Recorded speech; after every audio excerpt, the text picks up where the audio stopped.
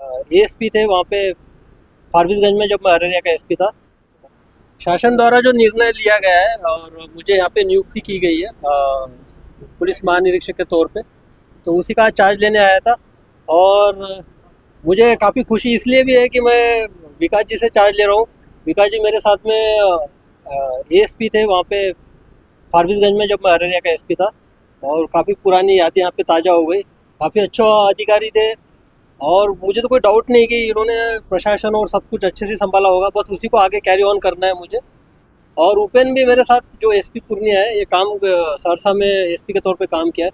तो मुझे लगता है कि कोई दिक्कत होने वाली नहीं है, कोई कुछ नया करने की चीज़ है नहीं है। जो अभी लीगेसी चल रही है उसी को आगे बढ़ाने की ज़रूरत है। अ, और सबसे इम्पोर्टेंट है कि अब मुझे देखना पड़ेगा। आप बोल रहे कि आप दोबारा यहाँ आए हुए, तो उस वक्त जब आया था 1 डिकेड हो गया, 1 दशक हो गया। 1 दशक के बाद मैं यहाँ आया हूँ। तो हर जिला का क्राइम का पैटर्न देखना पड़ेगा। क्राइम पैटर्न के साथ साथ नए जो ट्रेंड्स है क्राइम्स के, वो देखने पड़ेंगे। कुछ नए क्रिमिनल्स के गैंग्स कुछ यहाँ पे आए क्या, वो देखने पड़ेंगे। तो अब डिस्ट्रिक्ट वाइज मैं जाऊँगा और वहाँ पे मीटिंग के बाद सारी चीज़ें क्लियर हो जाएगी। कटिहार के एसपी जितेंद्र भी आया है साथ में, उससे भी डिस्कस हो रहा था स्पेशली दियारा के इशू के बारे में, और जो वहाँ पे लास्ट ईयर कुछ घटनाएं हुई थी उस मामले में। तो समय के साथ सारी चीज़ें होगी। आपके कुछ सवाल है तो पूछ सकते हैं। सर, आपकी कार्यशैली सब कुछ अलग रही है। आगे क्या प्रायोरिटी?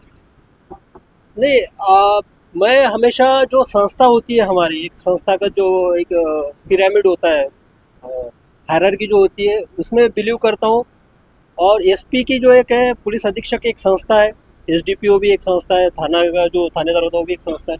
तो हमेशा मेरा फोकस रहा है कि उस संस्था को स्ट्रेंथन करना, उसको ताकत देना।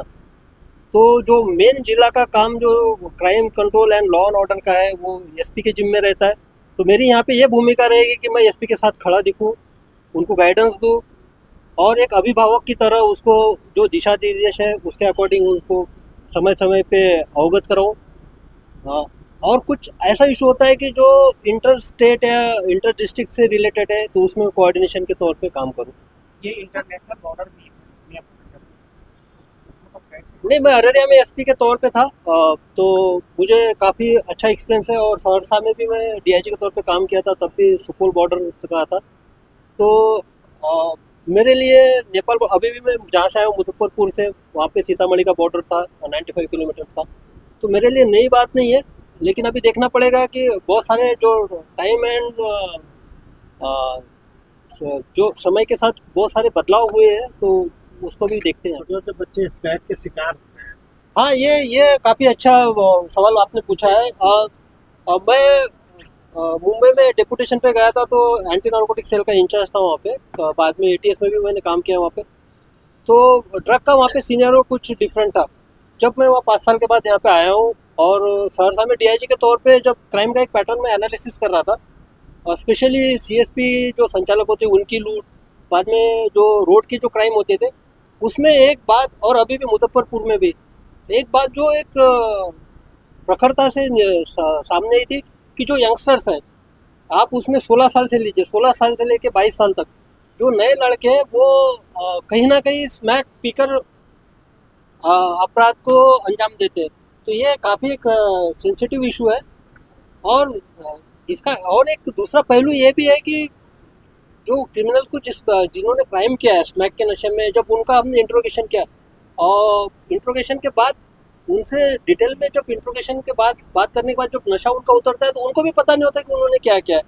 मधेपुरा में भी ऐसे हत्या कर दी थी, उसको पता ही नहीं था कि उसने किसी की हत्या कर दी। तो ये भी एक डेंजरस चीज़ है, क्योंकि पहले का जो क्राइम होता था, वो एक उसके पीछे मोटिव पता रहता था उस क्रिमिनल को। मुझे अगर मैं गोली चला रहा हूँ तो इसका क्या होने वाला है, सामने वालों को एहसास होता था कि इसकी जान जा सकती है। लेकिन स्मैकियर से रिलेटेड जो भी क्रिमिनल्स है, स्मैक लेकर जो भी ड्रग का आदि का सेवन करके करते हैं, उनको तो सेंस ही नहीं है कि सामने वाले पे करना है, वो तो अपना ये कर देता। इसलिए ये और डेंजरस है हमारे लिए, और हमारे लिए इसके सतर्कता के पूर्वक इस पर काम करना चाहिए।